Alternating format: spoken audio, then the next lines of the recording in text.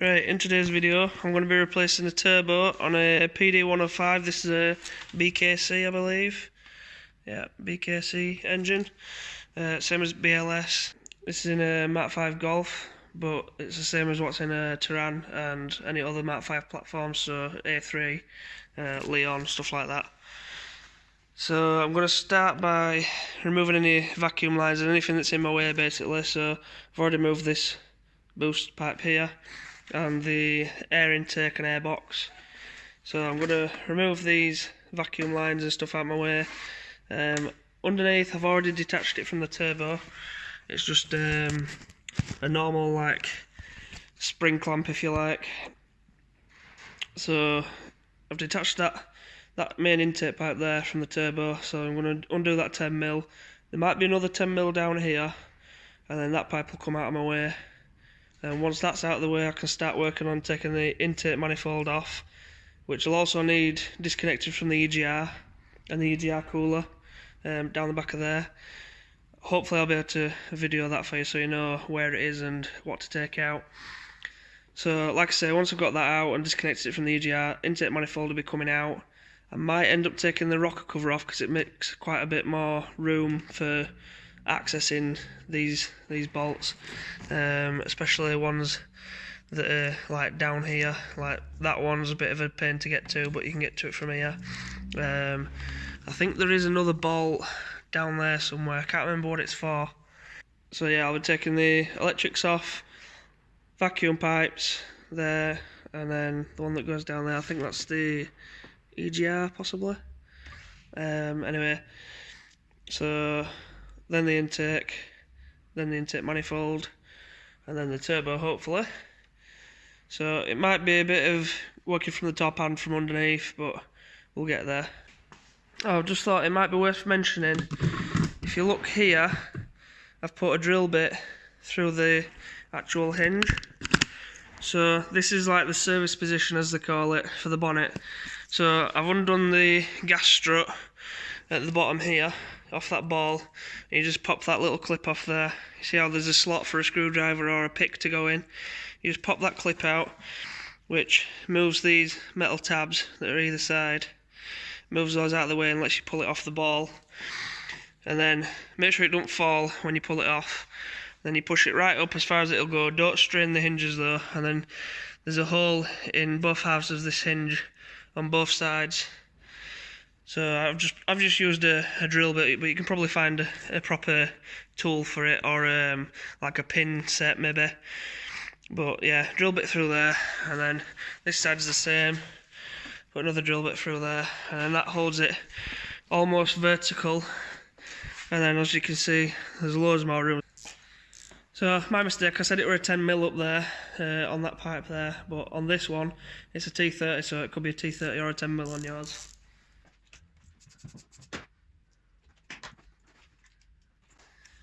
So there is actually another one that's still on, so if anybody's worked on this before they've actually put the bolt back, but it's just under there, under that intake. So it's about here, obviously underneath, it's about here. And it's another T30, so I'll take that out now. So there you go. This, as you can see, this is an exhaust leak, but that's the clip that I was on about that holds it onto the turbo. So the turbo is mounted in this collar. As you can see, there's two of those hose clamp styles clips on it. So that's the intake pipe,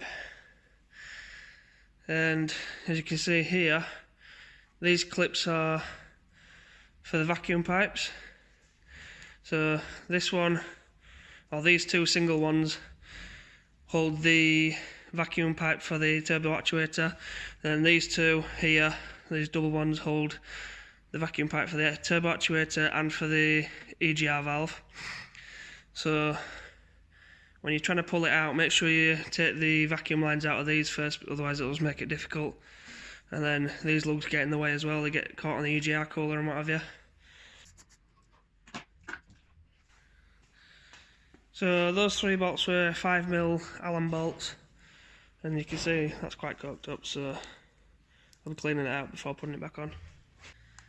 So to get the EGR pipe off of the bottom of the EGR, there's two 6mm Allen bolts holding it on to the bottom of the EGR valve. So we need to take the pipe off before we can get to the last 5mm Allen bolt that's just at the back of there.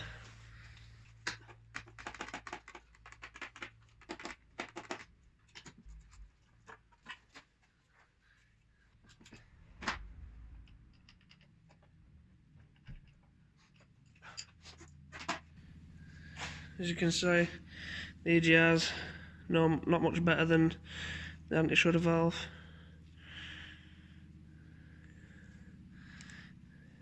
Completely blocked up in there. But the EGR is going to be getting deleted on this, so it doesn't really matter.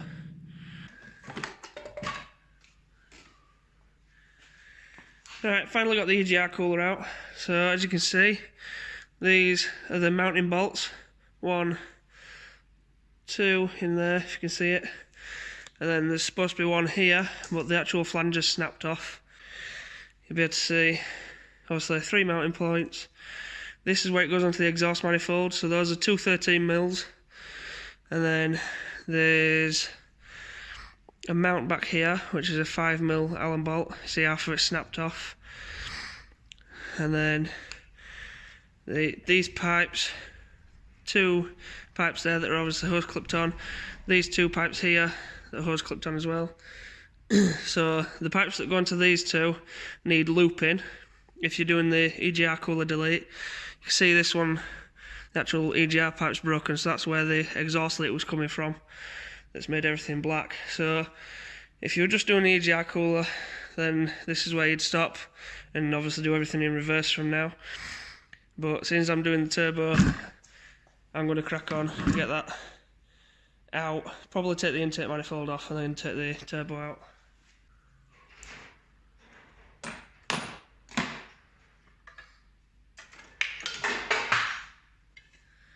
Right, so that's the intake manifold off. As you can see, there's 6 bolts. I think they're all 6mm Allen heads.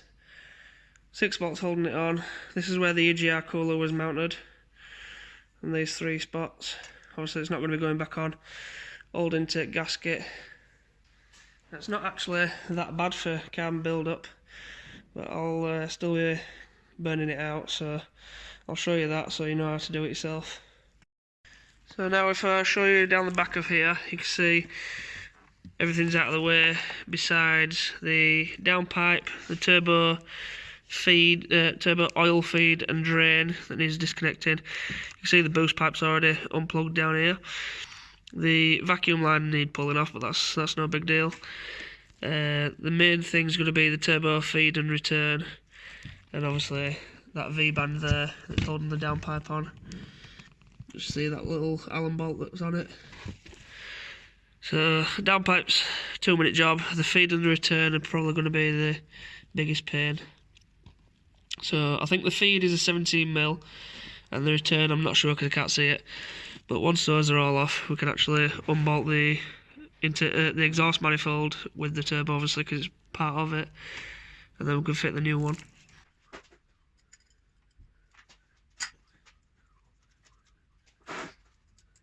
So you've just seen me take the oil return off, which is that's dripping there. But just at the back of it, I don't know if you can see it with the lighting, but there's an L bracket there, and there's a 17mm bolt holding it in. That holds the actual weight of the turbo, so if you don't take that off, you're not getting the turbo out.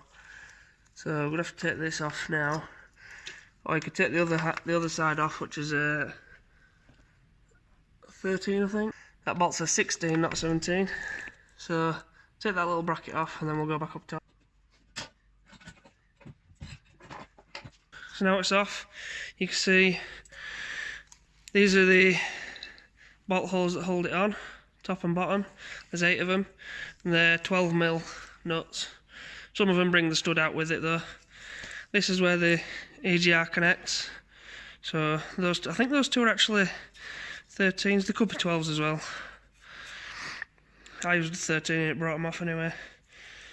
That's where it fits onto the that big black intake pipe that was covered in soot that I showed you earlier. That's the boost hose. Obviously, actuator where the vacuum line hooks onto. I think that's a 22. the turbo return and turbo feed, and then that's where the downpipe fastens onto. So as you can see, the exhaust side is solid, doesn't spin at all, absolutely solid, and the intake side is, don't know if you can hear that, got a lot of play in it, so it snaps the actual impeller shaft. Time to put a new one in. Right, so I've got a few bits to swap over from the old turbo, like the oil return and that little bracket that goes on the bottom.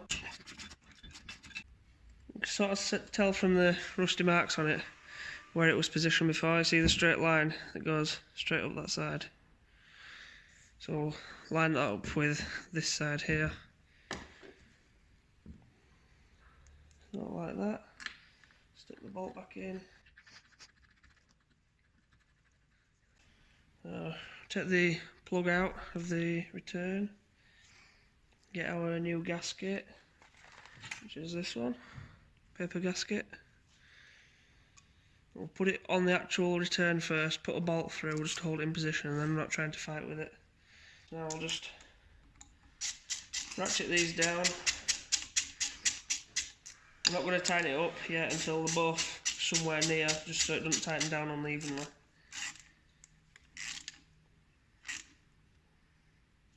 That's that one tight. It only needs nipping up, they don't need to be stupidly tight. That's the new gasket for the EGR. So that'll go on there like that. And then this is just an old blanking plate that I've taken off a different turbo. And that'll just bolt in nicely like that. So I might give this a quick clean up actually. It's already got a gasket on one side. So I'll clean up this outer face. Stick that on there to blank the EGR off. Right, so just before I put the turbo back in, I'm going to show you what to do with these coolant hoses here. So this one comes from the heater matrix to the EGR cooler, and then this one that I've tucked up here out of the way, obviously it goes under here normally, comes from the engine block to the EGR cooler, or from the EGR cooler to the engine block, whichever way you look at it. So these two, we are actually going to have to use a coupler, and it'll be a 90-degree one that'll connect these two together, and then that'll be that looped, if you like. And then these two down here, one of them's actually going to get removed, which is the one that goes from the engine block just down there under the tandem pump. There's that pipe down there. So we'll pull it off, see if I can get my finger on it. We'll pull it off here, look. This hairpin pipe, if you like. We'll pull it off here, and then the other one, which is this one with the braided sheath on it, will be getting cut and put straight in its place. So then that's looped or bypassed, if you like, and that's all of us coolant sorted.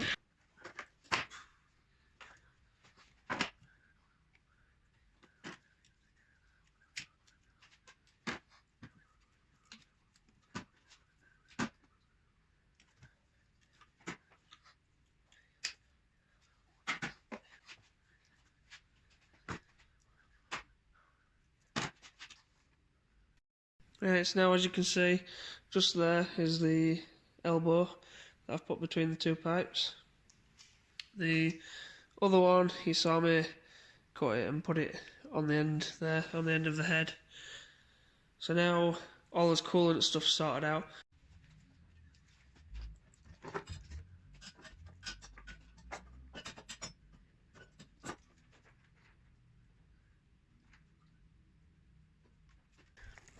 Right, so there we go, it's all tightened up now. I've left the oil feed off for the minute because I still need to prime the turbo and prime the oil feed. One thing that I forgot to transfer over was the little clip for the boost hose.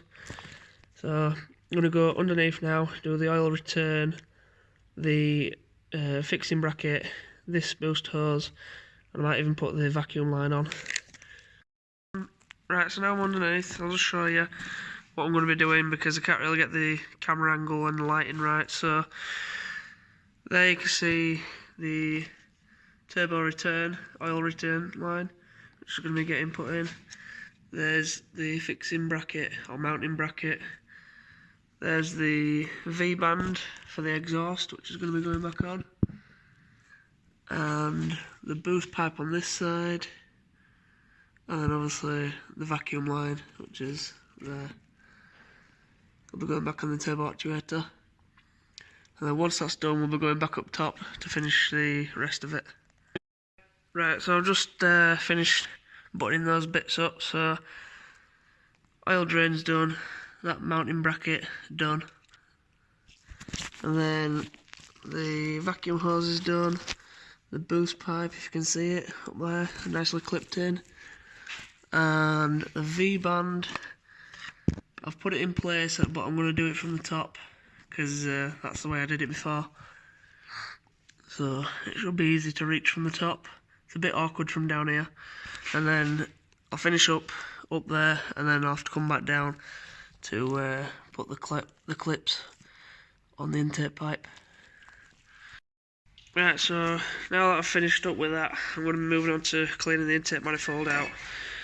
And this is a trick that I've found on a different YouTube video, but basically we're going to have a blowtorch blowing in here, and then I'm going to put compressed air at the side of it, and it'll make the flame hotter, and it'll also make it go through, well, hopefully all the parts, and then you'll see carbon flying out of these, burnt carbon obviously. So I'll try and video it, but don't know how well it'll turn out. Right, so that's just with the blowtorch alone. Now what happens if I put compressed air in it.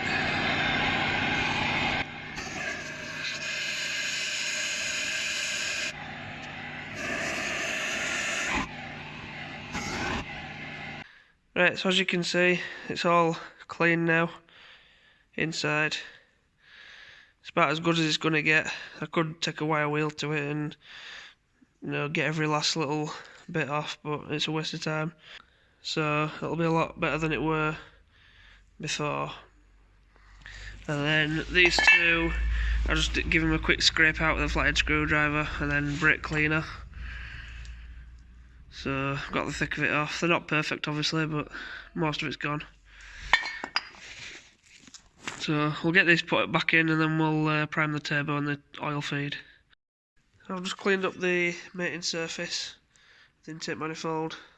I'm going to put that on now. I'm not going to video it because you can't actually see anything anyway. So I'm going to put that on, then we're on to priming the turbo. Right, so before I prime the turbo, I'm going to see to these vacuum lines here, because we don't need them anymore. That one went to the EGR cooler, that one went to the actual EGR valve itself. This one here that's not going to anything goes to the air box, so we need that one. But these two can get rid of. So they've got little connectors, if you like, here.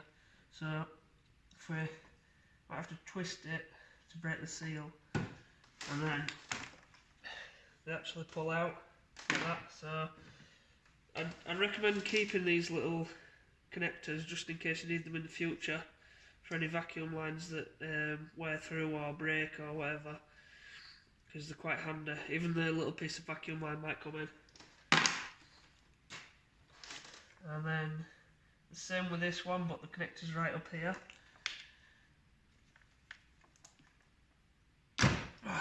Just like that. Some are a bit tougher than others, and how I do it is I get hold of the vacuum line, fold it over. You can fold it over more than once if you wanted. I just do it once and it does the trick. Put a cable tie right next to the fold and pull it as tight as you can. Just like that. You can also put a bolt in them if you want, and then cable tie the bolt just to make sure it's sealed. And then I'm going to put all of this syringe of oil that came with the gasket kit in the top of the turbo, in the turbo feed. But I'm not going to put the turbo feed on until I know there's oil coming out of it.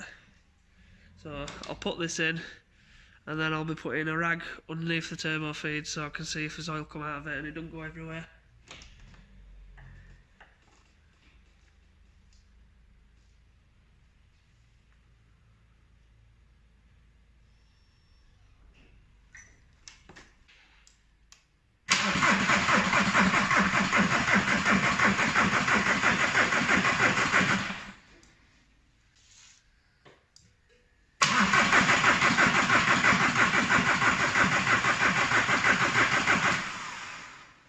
There we go, plenty of oil. Oh, running everywhere. At least we know I've got a good oil feed. Gone all over brand new turbo as well. There you go, just to prove that it has got good oil feed. So I'm going to put the oil feed on now, tighten it down, and then I'll clean the rest of it because I want to use brake cleaner but I don't want it to go in the oil. Right, that's tight now, so I'm going to clean all the excess oil off the turbo that I've just spilt and put the rest of the intake system back together. So EGR valve that's now clean and obviously obsolete, the anti-shudder valve, the boost pipe that goes here, the air intake pipe and the airbox, and then hopefully it should fire up. Obviously once I plug the injectors back in. That's the plug there if you can't see it. Right, now that I've cleaned all that off, I'm going to put the intake system back together like I said, and then I've actually got to do a service on this and top up the coolant for the coolant that we lost earlier when we took the EGR cooler off. Right, so the intake pipe's going in first, just because I think it'll be easier to get this bolt in underneath there without the anti-shudder valve and EGR in the way. Obviously I'll have to go underneath to do this clamp, but I've just wiped all the soot off it because there's no exhaust leak anymore, so might as well clean it up. Right, now that's started, I'm just hoping I haven't made it harder for myself to get this back bolt in down here for the EGR valve. Now it's clipped on down there, I've just got to wind these two T30s in, and then that's the intake pipe done. I also need to put the vacuum pipe that goes to the turbo actuator back in those clips on the back of this pipe here that I showed you earlier.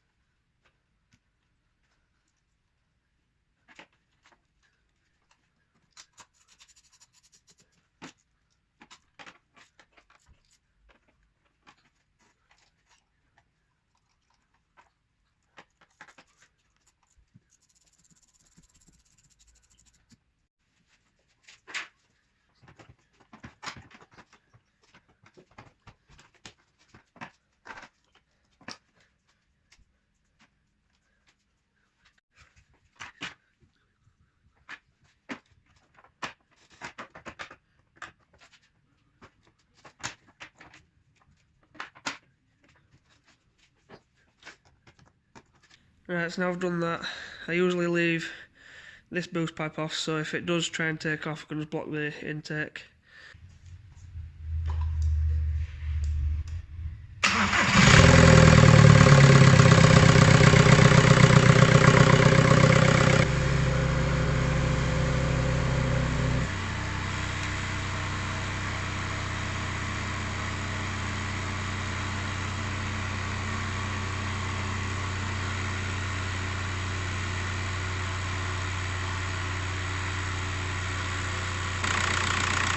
There's no leaks underneath, so that's all good. I'm going to turn the engine off now. You might be able to see a little bit of smoke coming from here. It's just coolant and oil residue burning off the exhaust from where it's been spilt. Now I'm going to put the shutter up and leave it running for a bit just to burn any residue off the exhaust. And then we'll take it for a drive just to double check everything's as it should be. Right, so I'm going to put the bonnet down now. Most of the smoke's stopped from there, just tiny little bit left, but I'll show you how to put bonnet down now from access mode, or service mode. So obviously take these drill bits out, and then when you bring this down, make sure it doesn't drop on you, but you just need to put this socket onto this ball here, and you literally just line it up and then knock it on, and that's it. So